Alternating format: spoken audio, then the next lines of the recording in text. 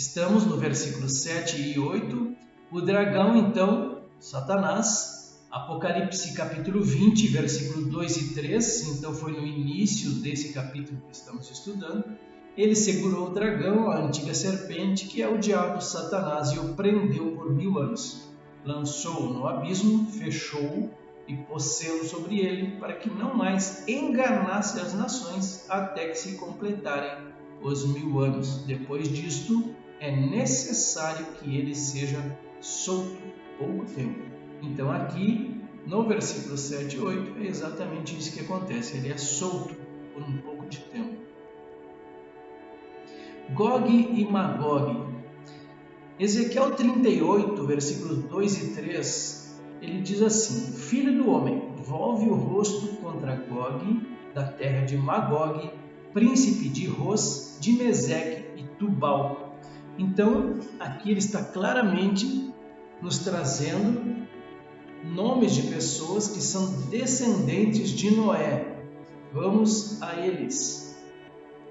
Gênesis 10, 2. Os filhos de Jafé, Jafé é filho de Noé, então Noé teve 3 filhos, Sem, Cam e Jafé. Então Magog é descendente de Jafé, Javã, Tubal, Meseque também. E aqui onde hoje é a Rússia, são os descendentes de Jafé, Magog, Meseque e Ros, todo esse território aqui. Aqui na Turquia, descendente de Jafé também, porém Tubal, filho dele, são os capadócios aqui na Turquia. Tubal também, os georgianos aqui na Geórgia, bem próximo da Rússia também. E também da família de Tubal tem os ibéricos, da Península Ibérica, Portugal e Espanha. Todos eles são descendentes então de Jafé. Vamos aos comentaristas, o primeiro à esquerda. Quanto à existência de várias interpretações na identificação de Gog e Magog, optamos por aquela que as identifica como sendo habitantes do mundo das trevas, isto é, anjos caídos que não guardaram o seu estado original, aqueles que estão sob trevas e algemados justamente para o juízo desse grande dia. Os nomes Gog e Magog não devem ser confundidos com os de Ezequiel, pois ali esses nomes são utilizados como coletivos de povos rebeldes que penetram em Israel desde o norte. Seu número é como a areia do mar. Costuma-se usar essa expressão para definir uma multidão incalculável. E isso é mais uma razão por que não cremos ser essas nações constituídas de pessoas físicas. Essas nações são espíritos demoníacos que se juntam a Satanás para tentar fazer frente ao Senhor. Vamos ao outro comentário à direita da tela agora. E sairá a enganar as nações. A principal razão pela qual o Senhor permite a Satanás essa liberdade é, aparentemente, para livrar a terra de todos os que se opõem a Cristo. O Gog e Magog, dito por João, é um termo hebraico que expressa multidão e magnitude. Aqui inclui todas as nações, os 4 cantos da terra, a fim de ajuntá-los para a batalha, e o número deles é como a areia do mar. Revela o fato de que, virtualmente, toda a população dessa época, em particular, que não aceitou Cristo durante a Era do Reino, compartilhará o destino de Satanás, ou seja, o lago de fogo e enxofre. Vamos aos textos bíblicos. O subtítulo que eu coloco é Numerosos como a areia do mar. Aqui a gente vai ver que tem vários textos bíblicos que trazem isso, falando de povos, falando de nações, como Juízes capítulo 7, versículo 12.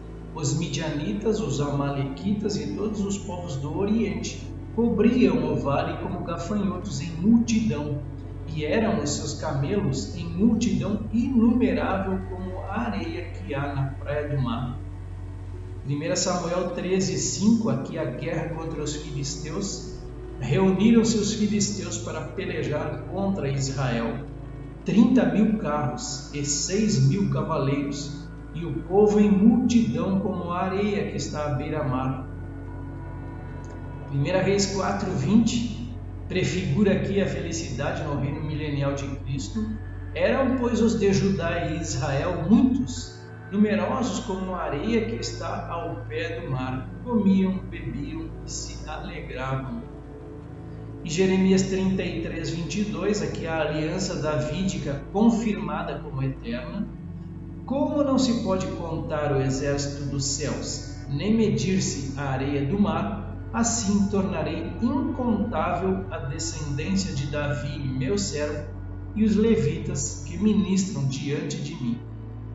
Apocalipse capítulo 20, versículo 9. Marcharam então pela superfície da terra e sitiaram o acampamento dos santos e a cidade querida. Desceu, porém, fogo do céu e os consumiu. Vamos ao comentário. E circundam o arraial dos santos e a cidade amada. Descreve Satanás, que vem com seu exército contra Jerusalém. Esse ataque será o último contra essa cidade. De Deus desceu o fogo do céu e os devorou. Especifica que o Senhor vai acabar rapidamente essa insurreição. De fato, pouca informação é dada quanto a esse acontecimento, como é evidente. A cidade querida, então, como foi mencionado, é Jerusalém. Salmo 48, versículos 1 e 2. Grande é o Senhor e muito digno de ser louvado na cidade do nosso Deus. Seu santo monte, belo e sobranceiro, é a alegria de toda a terra. O monte Sião para os lados do norte, a cidade do grande rei. Descerá fogo do céu. Alguns exemplos bíblicos sobre esse fato que já foram registrados na Bíblia. Gênesis capítulo 19, versículo 24. Então fez o Senhor chover enxofre e fogo da parte do Senhor sobre Sodoma e Gomorra. Levítico capítulo 10, versículos 2 e 3. Então saiu fogo de diante do Senhor e os consumiu, e morreram perante o Senhor. Aqui fala então da morte de Nadab e Abiú, que eram filhos de Arão. Ainda mais exemplos bíblicos sobre esse fogo descendo do céu. 2 Reis capítulo 1, versículo 10.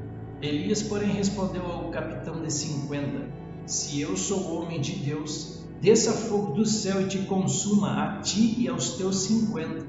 Então fogo desceu do céu e o consumiu a ele e aos seus 50. Ezequiel capítulo 39, versículo 6, aqui falando sobre a matança do exército de Gog, no final da grande tribulação. Meterei fogo em Magog e nos que habitam seguros nas terras do mar, e saberão que eu sou o Senhor. E 2 Pedro 3, versículos 10 ao 13, virá entretanto como ladrão o dia do Senhor, no qual os céus passarão com estrepitoso estrondo, e os elementos se desfarão abrasados, também a terra e as obras que nela existem serão atingidas. Visto que todas essas coisas hão de ser assim desfeitas, deveis ser tais como os que vivem em santo procedimento e piedade, esperando e apressando a vinda do dia de Deus, por causa do qual os céus incendiados serão desfeitos e os elementos abrasados se derreterão. Nós, porém, segundo a sua promessa, esperamos novos céus e nova terra, nos quais habita a justiça. Aqui um spoiler então sobre o novo céu e a nova terra. Apocalipse 20, versículo 10, último versículo desse contexto sobre a soltura de Satanás, a sua derrota. O diabo sedutor deles foi lançado para dentro do lago de fogo e enxofre, onde já se encontram não só a besta, como também o falso profeta, e serão atormentados de dia e de noite pelos séculos dos séculos. Começando aqui no cabeçalho, o primeiro comentarista, Satanás então é condenado ao lago de fogo para sempre. A besta e o falso profeta serão lançados no lago de fogo por 1000 anos antes disto. Eles ainda estarão ali depois de 1000 anos, provando que o inferno e o tormento eterno são realidades. Se o indivíduo não morrer queimado em 1000 anos, ele jamais morrerá. E o diabo que os enganava foi lançado no lago de fogo e enxofre. Marca o fim de Satanás quanto à sua influência no mundo e, de fato, sobre qualquer parte da criação de Deus. Onde está a besta e o falso profeta? Revela o fato de que esses dois foram lançados no lago de fogo e enxofre há aproximadamente 1000 anos. Serão atormentados de dia e de noite para todo sempre, indica a eternidade desse lugar. É interessante observar que o lago de fogo e enxofre é um lugar de tormento eterno, dia e noite sem cessar. Significa que todos os que ali forem lançados jamais terão descanso ou mesmo alívio por um momento sequer. Se até a própria morte e o inferno serão ali lançados, pode-se ter apenas uma vaga ideia do que significa tormento pelos séculos dos séculos. Falemos um pouquinho então sobre esse tormento eterno, agora com referências bíblicas. Isaías 66, 24. Eles sairão e verão os cadáveres dos homens que prevaricaram contra mim, porque o seu verme nunca morrerá, nem o seu fogo se apagará, e eles serão um horror para toda a carne. Aqui é a condenação eterna. Então, Mateus 25, 41 e 46. Então o rei dirá também aos que estiverem à sua esquerda: apartai-vos de mim, malditos, para o fogo eterno, preparado para o diabo e seus anjos. E irão estes para o castigo eterno, porém os justos para a vida eterna. Apocalipse 14, do versículo 9 ao 11, a realidade do inferno eterno aqui. Seguiu-se a estes outro anjo, o terceiro, dizendo em grande voz: se alguém adora a besta e a sua imagem, e recebe a sua marca na fronte ou sobre a mão, também esse beberá do vinho da cólera de Deus, preparado sem mistura, do cálice da sua ira, e será atormentado com fogo e enxofre diante dos santos anjos e na presença do Cordeiro. A fumaça do seu tormento sobe pelos séculos dos séculos, e não tem descanso algum, nem de dia nem de noite, os adoradores da besta e da sua imagem, e quem quer que receba a marca do seu nome. Apocalipse 19, 20. Mas a besta foi aprisionada, e com ela o falso profeta, que com os sinais feitos diante dela, seduziu aqueles que receberam a marca da besta e eram os adoradores da sua imagem.